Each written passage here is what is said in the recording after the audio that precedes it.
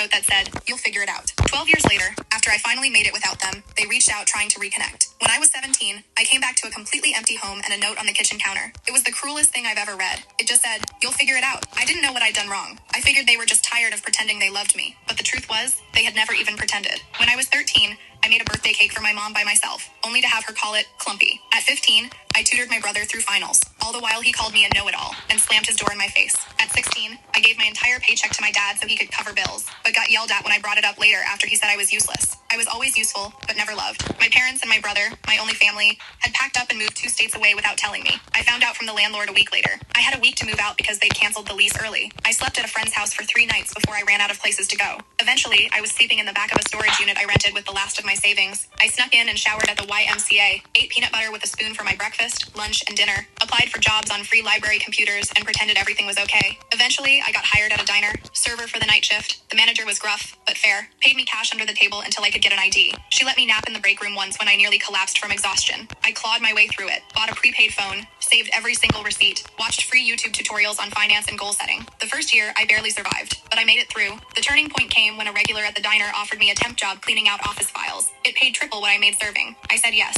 That job led to another, and another. I learned quickly, showed up early, and asked questions. By 22, I was freelancing full-time. By 25, I launched a consulting business. Just me, a folding table, and a borrowed laptop. By 27, I had 5 contractors under me, my own office, and a client roster that included companies I used to dream about. And by 29, I was officially a millionaire. Not influencer millionaire, not fake it for Instagram millionaire. Actual savings with a retirement account, no debt, paid off apartment, health insurance I could afford. The first time I saw my bank app hit 7 figures, I cried. Throughout those tough years, my family never reached out, not even once. I saw my brother pop up in a suggested friends list once. He's married now, still living in the state they disappeared to. I stared at the screen for a long time, wondering if he ever told his wife about me, if he said I ran away, or if he says nothing at all. Sometimes I still wonder if it would have been easier to hate them. But truthfully, it was never hate. It was heartbreak. I go to therapy now because I want to stay unbroken. I've made a list of people who saved me when they didn't have to, like coworkers, classmates, and strangers who showed me what real support looks like. Last week, a podcast interview I did about surviving family estrangement blew up online. It hit 1 million views in 4 days. My inbox filled with messages of support, gratitude, and strangers telling me I put words to their pain.